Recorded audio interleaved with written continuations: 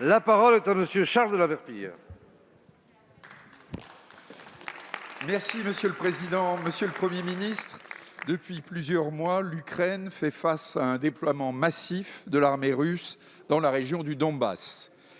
La menace d'une invasion de l'Ukraine par la Russie est prise très au sérieux par l'Ukraine elle-même, mais aussi par les pays baltes, qui sont, je le rappelle, membres de l'Union européenne. J'ai pu moi-même me rendre compte de la crainte que suscite la Russie lors d'un déplacement que j'ai effectué en Estonie pour la Commission de la Défense nationale.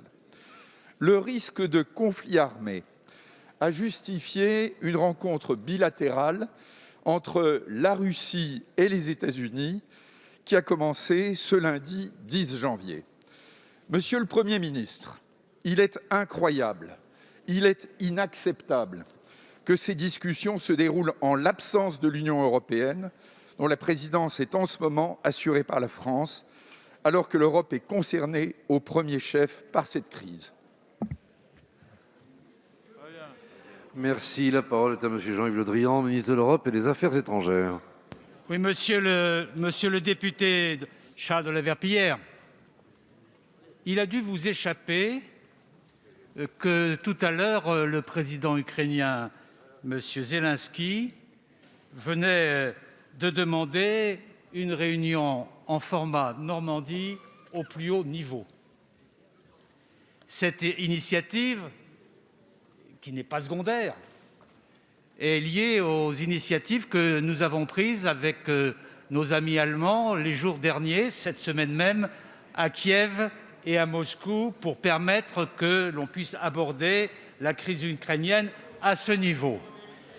Et à ma connaissance, M. Charles de la Verpillière, et l'Allemagne et la France sont en responsabilité européenne.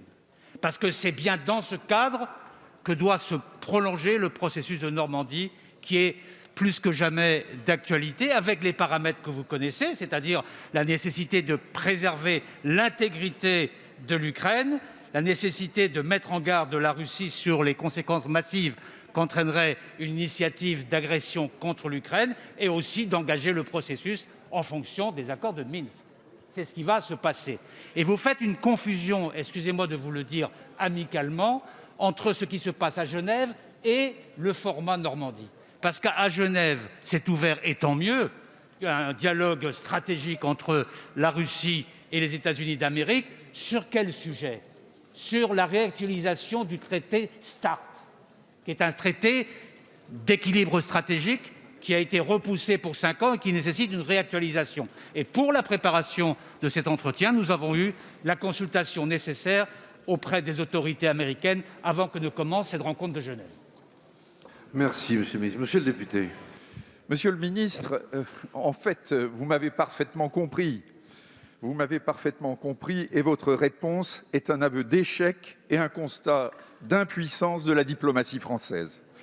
Face à une crise grave qui peut dégénérer en conflit aux portes de l'Europe, notre voix est inaudible. Dans ce domaine, tout est question de volonté et d'énergie. C'est ce qu'avait su faire le président Nicolas Sarkozy en 2008 lors d'un conflit entre la Russie et la Géorgie, similaire à celui qui oppose aujourd'hui la Russie et l'Ukraine. Nicolas Sarkozy, qui assurait alors la présidence de l'Union européenne, comme M. Macron aujourd'hui, avait rencontré les deux parties et avait réussi à les convaincre de s'entendre le 12 août 2008.